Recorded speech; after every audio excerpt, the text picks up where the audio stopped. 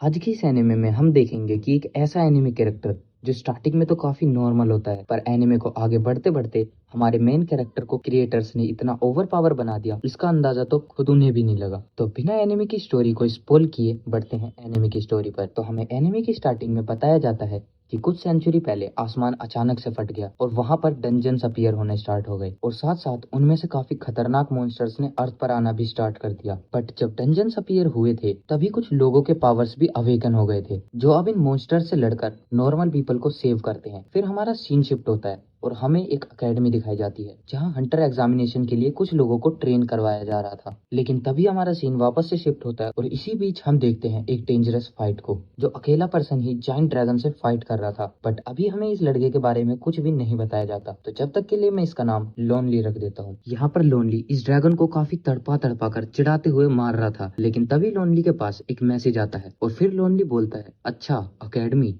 इसे तो मैं जरूर ज्वाइन करूंगा। और फिर लास्ट में लोनली एक फाइनल अटैक के साथ ड्रैगन को मार देता है। फिर हमें यहाँ कुछ पावरफुल लोगों के बारे में बताया जाता है, जिसमें पहला है एटलस, जो फिजिकली बहुत स्ट्रॉन्ग है और खासकर उसकी फीस। सेकंड होता है हुआतुओ, जो एक हीलर है। थर्ड होता है मर्लिन, जो काफी पावरफुल मैजिशियन है। फोर्थ है थियाल्फ, जो लाइट की स्पीड से भी ज्यादा तेज भाग सकता है। फिफ्थ पर होता है सिद्धार्थ गौतम, पता नहीं भगवान कहाँ से आ गए, जिनकी एबिलिटी के बारे में अभी हमें नहीं पता चलता। एंड सिक्स्थ है सन वुकोंग, जो एक ग्रेट सेज है। एंड लास्ट में लोनली, जिसके बारे में अभी भी हमें कुछ नहीं बताया जाता। लेकिन जैसे ही लोनली उस फाइट को खत्म करता है, वो तुरंत अकेडमी की कॉल को पिक कर लेता है और यहाँ हमें अकेडमी का नाम पता चलता है, जो है ट्रांजिशन अकेडमी। अब चैप्टर वन की स्टार्टिंग में हमें हमारा मेन कैरेक्टर दिखाया जाता है, जिसका नाम किम सियोजोन है, जिसे हम किम कहकर ही बुलाने वाले हैं, और इसकी एज 27 है। फिर हमें बताया जाता है कि किम एक नेचुरल अवेकनर है और किम का जन्म एक पावरफुल स्ट्रेंथ के साथ हुआ था, बट अभी उसे काम करना पड़ रहा है क्योंकि किम के माता पिता की डेथ बचपन में ही हो गई थी और उनका कर्ज भी किम पर ही आ गया। इसलिए किम पिछले 9 साल से मॉन्स्टर्स की बॉडी को कलेक्ट करने का काम कर रहा है और फ्यूचर में किम एक प्रो हंटर बनना चाहता है। फिर किम को दो लोगों के चिल्लाने की आवाज आती है, जो किम को ही बुला रहे होते हैं, और फिर वो किम से पूछते हैं, क्या तुम अभी भी प्रो हंटर बनने के लिए पैशनेट हो? किम बोलता है, हाँ, मैं बस अभी उसी के लिए पैसे ही जमा कर रहा हूँ, क्योंकि प्रो हंटर की फीस थोड़ी ज्यादा ही है। फिर किम अपने अकाउंट के बैलेंस को देखकर खुश हो रहा होता है, क्योंकि किम के पास $40,000 इकट्ठा हो चुके होते हैं। लेकिन तभी किम के फोन में एक एड आता है, जो ट्रांजिशन अकेडमी का होता है। लेकिन हमें जानने के लिए मिलता है कि किम ने कभी ट्रांजिशन अकेडमी के बारे में सुना भी नहीं है। लेकिन तभी कुछ मैसेजेस और आते हैं